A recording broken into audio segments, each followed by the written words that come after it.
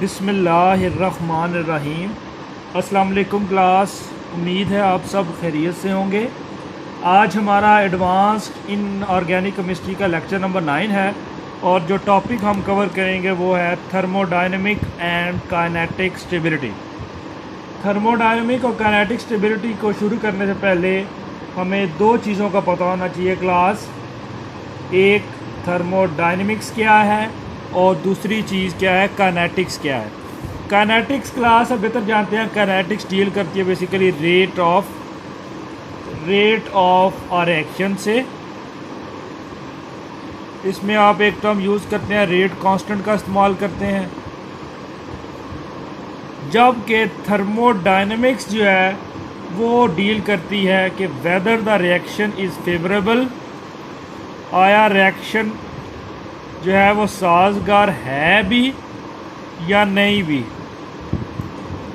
दो आपने इनमें डिफरेंस मालूम कर लिया। काइनेटिक्स बेसिकली डील करती है रेट के साथ, किसी भी रिएक्शन के साथ, कि रिएक्शन का जो रेट है उसका रेट कांस्टेंट क्या होगा। जबकि थर्मोडायनेमिक्स डील करती है कि आया रिएक्शन फेवरेबल है भी या नहीं भी।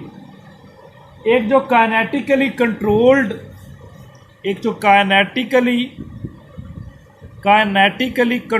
जो रिएक्शन है क्लास, जो काइनेटिकली कंट्रोल्ड रिएक्शन है इज़ वन, वो वाला रिएक्शन होता है that does not occur because of large activation barrier.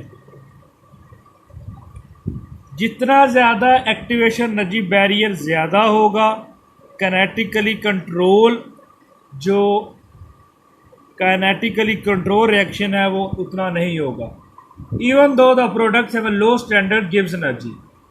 Reaction favourable होगा और प्रोडक्ट्स भी स्टेबल बनेंगी, लेकिन रिएक्शन काइनेटिकली स्टेबल नहीं होगा बल्कि वो थर्मोडायनेमिकली स्टेबल होगा।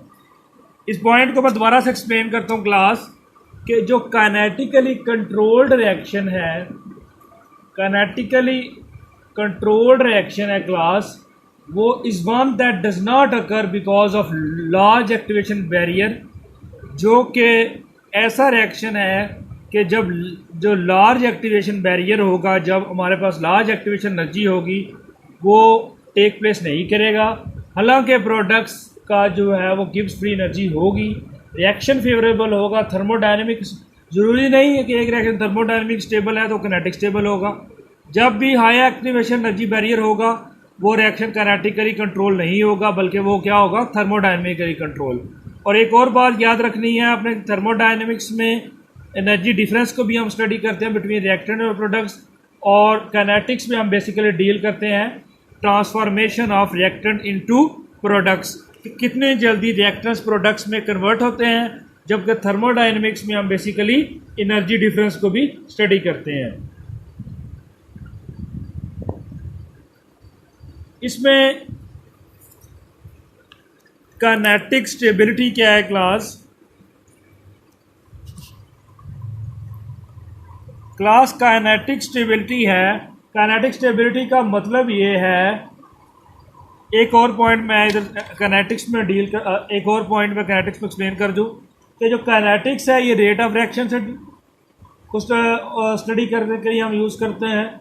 उसके बाद रही रेट कांस्टेंट के। जबकि थर्मोडायनेमिक्स ये है कि रिएक्शन फेवरेबल है या नहीं, और उसके बाद रिएक्शन फॉरवर्ड होगा, बैकवर्ड होगा, ये सब ये थर्मोडायनेमिक्स में हम डील करते हैं। अब काइनेटिक स्टेबिलिटी क्लास क्या है। काइनेटिक स्टेबिलिटी बेसिकली तब होती है जब रिएक्टेंट्स रिएक्ट रियली स्लोली। जब रिएक्टेंट बड़े स्लोली रिएक्ट करते हैं, जितना ज़्यादा स्लो रिएक्शन होगा, जितना रिएक्शन स्लो होगा उतनी ज़्यादा क्या होगी क्लास, काइनेटिक स्टेबिलिटी ज़्यादा होगी। काइनेटिकली कंट्रोल्ड रिएक्शन क्लास क्या है कि जो कि लार्ज एक्टिवेशन एनर्जी बैरियर की वजह से नहीं होते। हालांकि प्रोडक्ट्स उनमें जो होता है, उनका जो प्रोडक्ट्स होते हैं उनका गिब्स फ्री एनर्जी कम होता है।